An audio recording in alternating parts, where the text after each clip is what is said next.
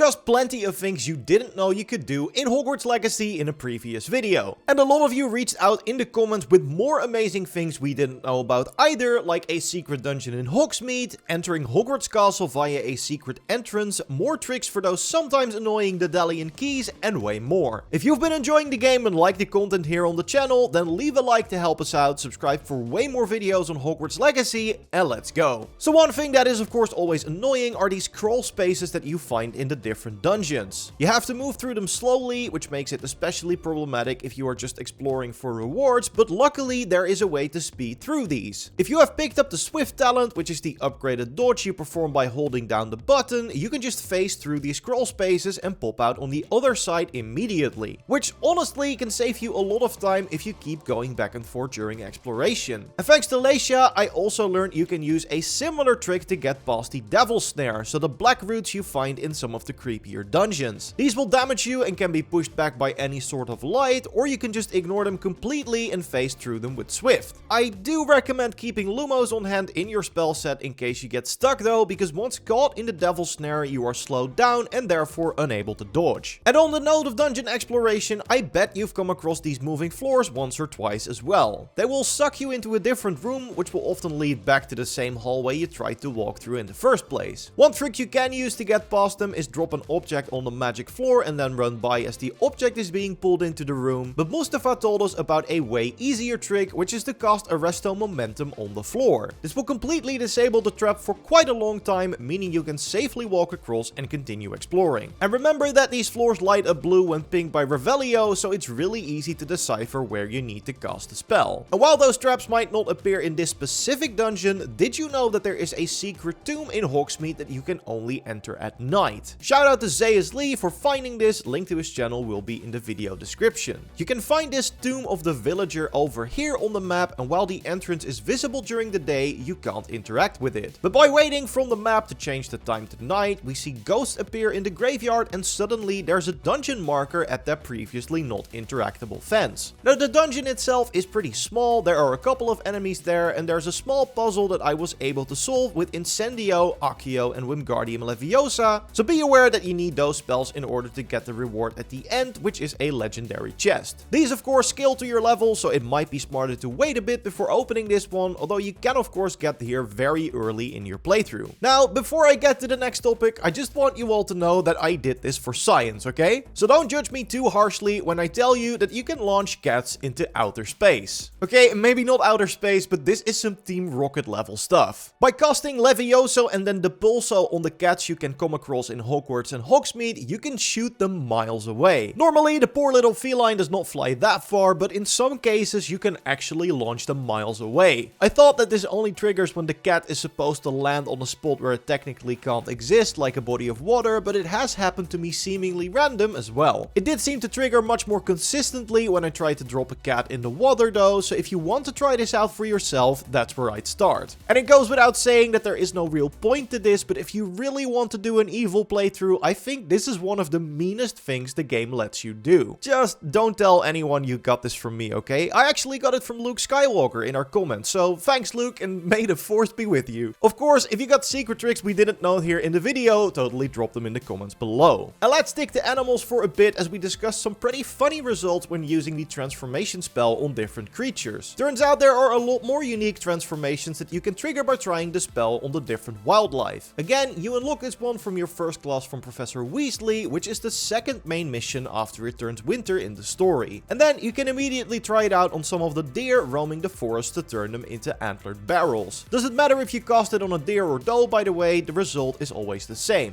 And chickens can be turned into a chicken-shaped vase, and for some reason I also found that fish turn into giant pumpkins. If you have a sharp eye, you can also try it on some of the smaller creatures you come across, like you can turn squirrels into giant acorns, hares into magician's top hats including bunny ears on the top, or toads into toad statues. And similar to the other creatures we mentioned in that previous video, these two can be turned into bags of galleons by repeatedly casting the transformation spell on them. There's actually another trick you can pull up with transformation to earn yourself some money, which has to do with these vases you often find in treasure vaults, which are marked with this cave icon on your map. By casting transformation on a vase, you will actually turn it into a random small critter. I've seen them turn into rats, hares, toads, and chickens, but these vases vases can turn into bags of galleons too. Again, some of these little critters can run away really fast, so if you want to use this tactic to earn some money, you're probably still better off doing it on larger animals like cows and sheep. But you can get lucky and have a vase instantly turn into a bag of galleons. So if you got the time, it might be worth it to cast transform on the vases at one of these treasure vaults, although there are of course faster ways to make money in the game. Now there are also some extra tricks for the Daedalian key side quest, which is always nice as you will want to complete this quest more than once on different characters to get all the different house relic robes. We already mentioned some tips in a previous video, but a lot of you reached out with some additional advice. Like Spicy Santa says, you can open the cabinet and slap the key, so by pressing X or A in at the same time if the key is already in the middle. But if you missed your window or if the key starts in a different location, you can also slap it to force it to move. After slapping the key, even if you don't slam it in the lock, it will move immediately after recovering. And about every second to third slap, the key will move over the center, so you can kind of force it to move instead of waiting for it, which should make the minigame a lot less tedious. But like we mentioned in that previous video, you can also just turn the game to story difficulty, as this will make the minigame a lot easier. And there are more tricks and workarounds for certain aspects of the game that can only be used when on story difficulty. I didn't know this either, but you can actually skip the broom flying trials you need to do in order to unlock the different upgrades. Changing the difficulty will not change the required time to beat, but if you try and fail the time challenge twice with the game on story, you will get a prompt asking you if you want to skip this trial. If you choose yes, you will immediately trigger the conversation with Imelda that happens if you win, and you can continue on with the quest. If you'd rather try something a bit more fancy with your broom, there's a cool secret landing spot in Hogwarts that you can use to enter via the headmaster's office. The entry point is located on the east side of the castle, so the quickest way to get here is by traveling to the viaduct courtyard Flue Flame and flying straight up. But we're showing you the route from the north exit Flue Flame here to paint a clearer picture. So just fly straight towards the castle from there. You will eventually run into a very high tower which has this small outside stairway on the back. There is some sort of invisible wall blocking you, but I found that if you fly as high as possible, you can force your way through from the right side of the balcony. Then the game will tell you that you can't enter while mounted, but if you fly around on the lowest part of the staircase and hold the dismount button, you can actually land and enter the castle from here. You do of course need Alohomora level 2 to open the lock to get back into the castle, but you can mount your broom again and fly away from here, so don't worry about getting stuck. And if you also have Alohomora level 3 unlocked, you can use this trick to already complete one of the Hogwarts secrets early. If you want to know how to complete that one and the other secrets, you can check out our video on all things you can do after finishing the main story by clicking on the screen. Subscribe for way more Hogwarts Legacy content, leave a like if you enjoyed the video, and I will see you in the next one. Goodbye!